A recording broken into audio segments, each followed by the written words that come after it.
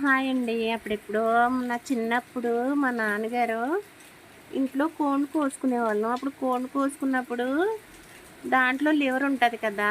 ఆ లివర్‌ని ఉప్పు, కారం చల్లుకొని చీపురు పుల్ల గుచ్చుకొని అది కాల్చుకునేవాళ్ళం అనమాట. కాల్చుకొని చిన్న చిన్న ముక్కలు తినేవాళ్ళం. చాలా టేస్ట్‌గా ఉండేదండి ఒక్క లివరు. ఆ లివర్‌ని కూడా ఏమనేవాళ్ళం అంటే గుండెకాయ. ఇది గుండెకాయ అనేవాళ్ళమండి. గుండెకాయ కాల్చుకుంటాము అమ్మ, గుండెకాయ కాల్చుకుంటాం అమ్మ అనేవాళ్ళం. సరే లివర్ అంటే ఇష్టం కదా అనేసి మా ఆయన లివర్‌లు తీసుకొచ్చారనమాట. అయ్య బాబోయ్! ఇన్ని లివర్‌లు ఏం చేసుకుంటాం అసలని. ఇవైతే కర్రీ వండినా తినరు ఎలా అనుకుని, సరే కొంచెం ఉప్పు, కారం జల్లేసుకుని దాంట్లోని కాల్చేద్దాం ఇంకా. అప్పుడు ఎలాగైతే కాల్చేవాళ్ళో అలా కాల్చుదాంలే అని సరే అని ట్రై చేశామనమాట అండి.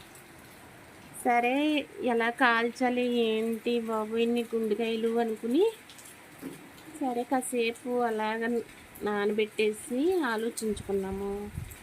సరే దీన్ని అలా కాలుద్దాం అనుకుని, సరే ఒక పాత గొడుగు ఉంటది కదా! ఆ గొడుగుకి ఊసలుంటాయి కదా! ఆ ఊసలు తీసుకుని ఇలాగ ఇదిగోండి నిప్పులు చేసి మనకి కొబ్బరి డొక్కలుంటాయి కదా! ఆ డొక్కలతో నిప్పులు తయారు చేసుకుని, ఇలా ఇటుకల మీద పెట్టుకొని కాల్చామనమాట ఇది. ఇది నైట్ టైమ్ అండి. Night time కాల్చామనమాట.